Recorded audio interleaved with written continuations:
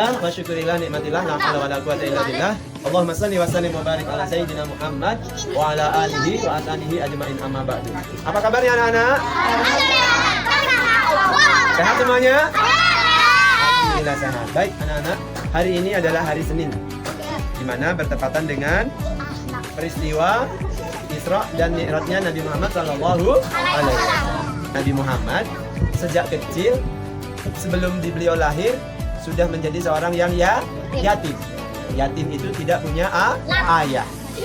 Kemudian pada saat umur 6 tahun ibunya meninggal. Kemudian diasuh oleh kakeknya pun meninggal. Tidak lama berselang diasuh oleh pamannya, kemudian juga pamannya meninggal. Artinya tahun-tahun itu Rasulullah SAW sebelum diangkat menjadi seorang nabi dan rasul penuh dengan kesedihan. Setelah pamannya meninggal, kemudian menikah pun dengan Siti Khadijah, istrinya juga meninggal terlebih dahulu. Maka Allah Subhanahu wa taala menghibur nabi kita dengan mengisra dan mi'rajkan beliau dengan tujuan untuk menghibur hati Nabi Muhammad sallallahu alaihi wasallam. Singkat ceritanya adalah ketika perjalanan itu dimulai dari Masjidil Haram ke Masjidil Aqsa di Palestina. Dan itu jaraknya ratusan kilometer jaraknya. Dan itu ditempuh hanya dalam satu malam. Kemudian ayat yang menjelaskan tentang peristiwa Isra Mi'raj itu adalah surah Al-Isra ayat pertama. Bunyinya adalah A'udzu billahi minasyaitonir rajim. Bismillahirrahmanirrahim.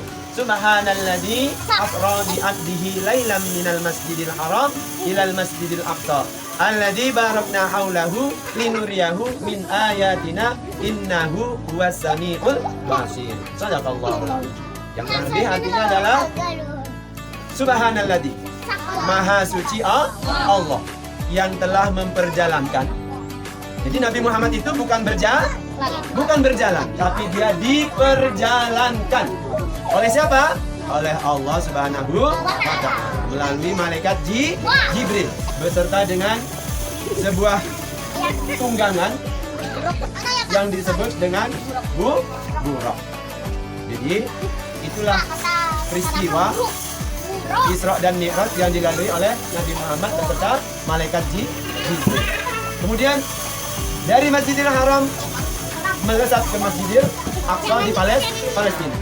Kemudian sebelum Nabi Muhammad Mi'raj naik ke langit ketujuh untuk bertemu dengan Allah Subhanahu wa taala. Jadi lapisan langit itu ada tujuh. Jadi yang pertama, kedua bertemu dengan para nabi-nabi yang terdahulu. Sampai bertemu dengan Allah, kemudian Nabi Muhammad dikasih hadiah. Ada yang tahu apa hadiahnya? Apa? Sholat 50 kali. Sebelum menerima perintah sholat, hati atau dadanya Nabi Muhammad dibelah oleh Allah Subhanahu wa ta'ala untuk dibersihkan dan disucikan. Artinya apa anak-anak? Ketika kita mau sholat, hati kita juga harus bersih. Termasuk juga pikiran kita. Kita berusaha untuk fokus atau namanya khusyuk. Lebih mendekatkan diri kita kepada Allah Subhanahu wa ta'ala.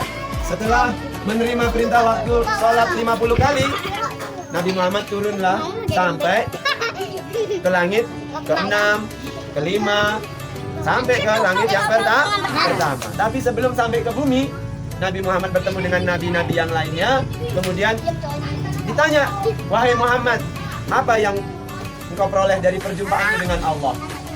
Saya diberikan hadiah untuk melaksanakan 50 waktu sholat. Tapi kata nabi yang lain, Nabi Musa menyatakan bahwa umatku saja tidak mampu untuk melaksanakan sholat 50 waktu atau 50 kali. Apalagi umatku. Kapan waktunya makan, kapan waktunya kerja, baru mau makan sudah waktu sholat, mau kerja sudah waktu sholat. Udah, sana minta dulu keringanan sama Allah. Akhirnya Nabi Muhammad balik lagi berjumpa dengan Allah, minta keringanan untuk pelaksanaan sholat.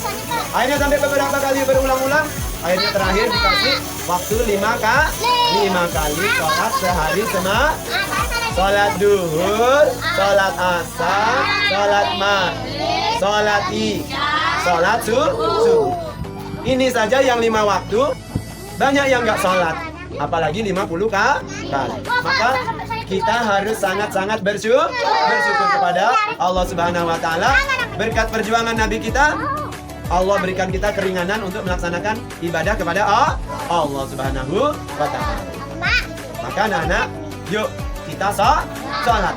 Ini adalah warisan yang terakhir dari Nabi kita selain Al-Quran. Maka kita tidak boleh lepas dari dua, Al-Quran, hadis, dan juga sholat. Nggak boleh ditinggalkan. Setiap hari baca Al-Qurannya. Minimal mungkin 1 kali dalam 1 hari. Tapi alangkah baiknya ketika selesai sholat kita baca Al-Quran. Zuhur baca Al-Quran, Asar baca Al-Quran, Maghrib, Isya, Subuh baca Al-Quran. Walaupun mungkin hanya 1 atau 2 ayat. Yang masih ikro, baca ikronya. Karena ayat pertama yang diturunkan oleh Allah juga berkaitan dengan membaca. Surah Al-Alaq. Ikro bunyinya atau bacalah. Apa anak? Bacalah. Maka mudah-mudahan dengan banyak membaca Allah Subhanahu wa taala menambahkan ilmunya untuk kita semuanya. Amin ya rabbal alamin. Itulah kisah singkat berkaitan dengan Isra dan Mi'raj.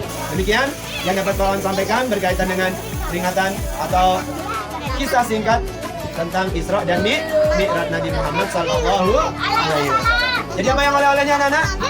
Sholat. Mudah-mudahan kita semuanya bisa melaksanakan sholat 5 waktu sehari kurang dan lebihnya mohon maaf. Akhirul kalam, wassalamualaikum warahmatullahi wabarakatuh.